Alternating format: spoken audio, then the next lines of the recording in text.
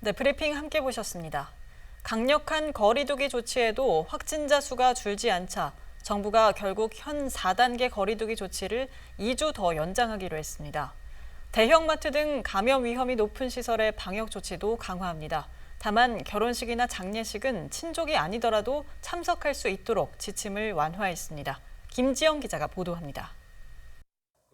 정부가 수도권 거리두기 4단계 조치를 오는 8월 8일까지 2주간 더 연장하기로 했습니다. 지난 6일간 수도권의 하루 평균 확진자 수는 960명으로 지난주 평균인 990명보단 조금 줄었지만 아직 완전한 감소세라고 볼 수 없다는 분석입니다. 이번 4단계 연장 조치에도 증가세를 잡지 못하면 더욱 강력한 방안도 검토하겠다고 밝혔습니다. 이번 거리두기 연장의 목표는 수도권의 유행 증가세를 반전시키고 환자 발생 규모를 3단계 기준 이내로 안정적으로 줄이고자 하는 것입니다.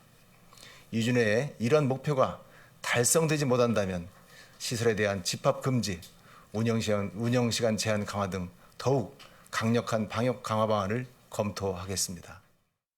감염 위험이 높은 시설과 행사에 대한 방역 조치도 강화됩니다. 먼저 대규모 확진자가 발생한 백화점 등 대형 유통 매장에선 출입 명부 관리 의무화를 검토 중입니다.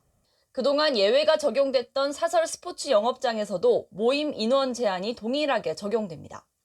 축구나 농구, 동호회 등 팀 스포츠 경기가 사실상 불가능해진 겁니다. 또 전시회나 박람회의 상주 인력은 전원 코로나 PCR 검사를 받아야 하고 방문객은 사전에 예약한 경우에만 입장할 수 있습니다. 다만 결혼식과 장례식에는 친족이 아니더라도 정해진 인원 내에선 참석이 가능해졌습니다.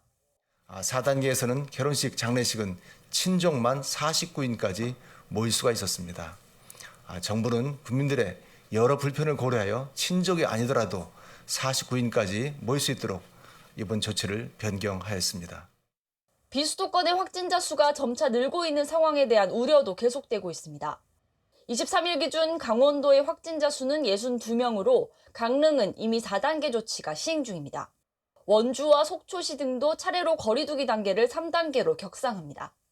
정부는 유행 상황에 따라 비수도권에 대한 조치를 강화하는 방안도 검토 중이라고 밝혔습니다.